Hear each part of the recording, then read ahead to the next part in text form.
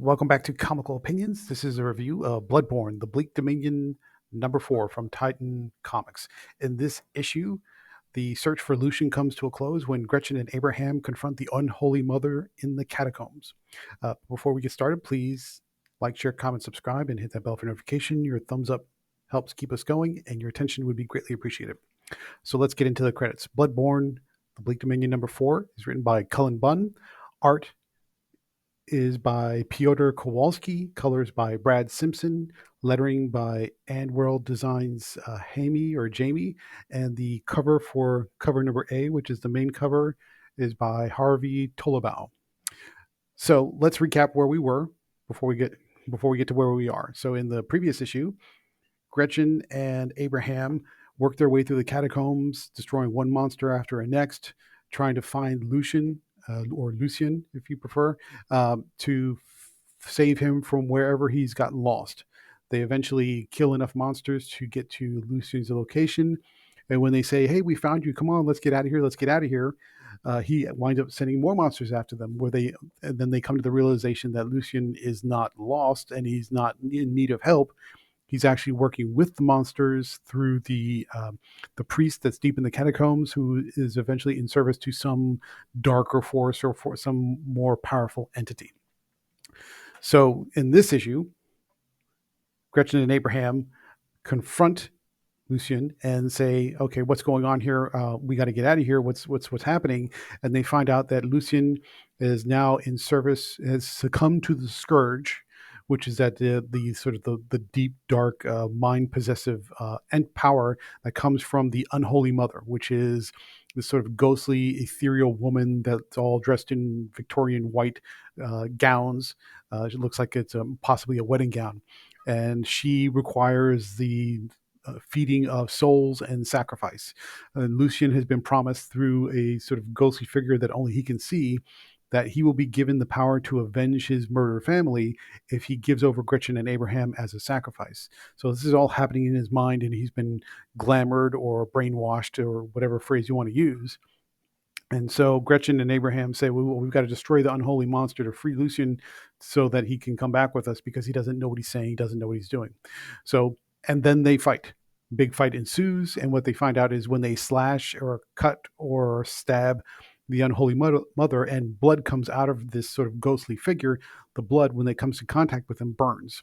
So now you've got this sort of big bad at the end of the mission, and the blood is a defense mechanism. So you can only get so close before you come in contact with this corrosive liquid.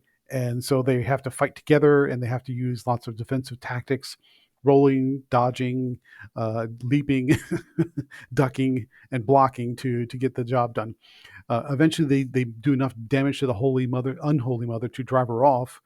But Lucien is still mind possessed or brainwashed, and then he begins to attack Gretchen and Abraham.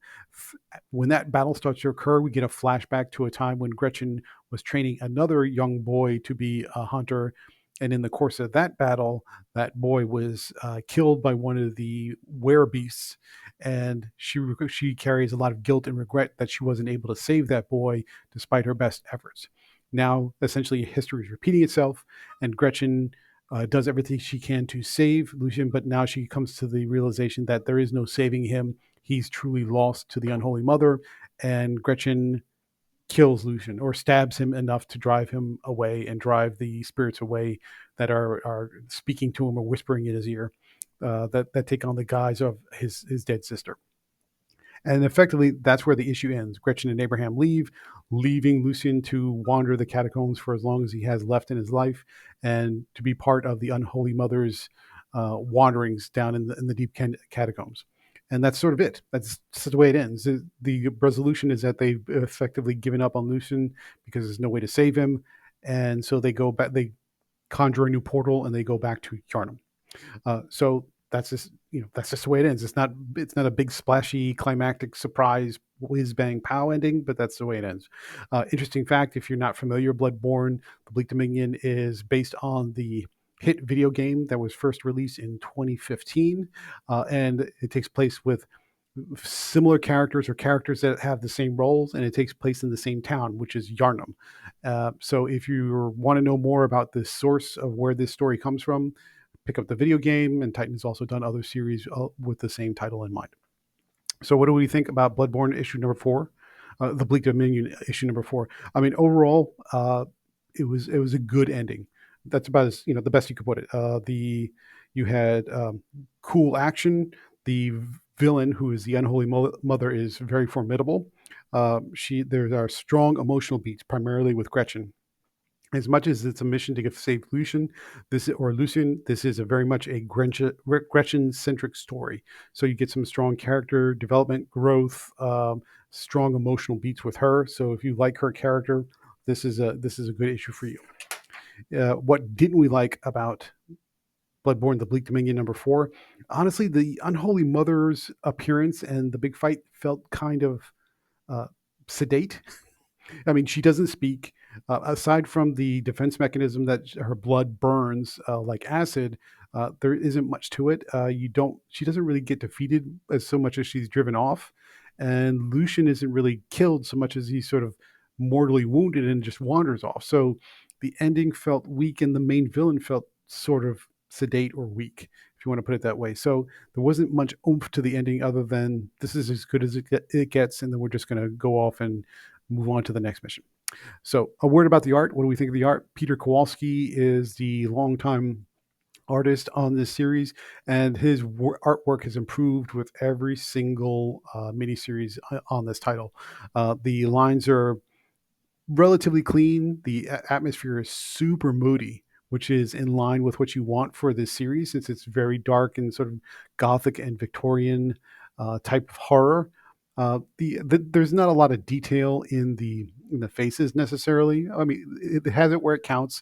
And what we say quite often is when it comes to faces, if you get the eyes right, you can be flexible on a lot of other stuff. And here, primarily, Kowalski gets the eyes right, especially for the monsters who sort of don't have eyes, but he presents visual or looks or facial expressions, and that even makes it a bit creepier. Overall, it's good work. It's good work. And Kowalski's getting better, we've noticed over the last few series. So, final thoughts. What do we think about Bloodborne: The Bleak Dominion number 4? Solid ending that feels like a proper spin-off to the video game.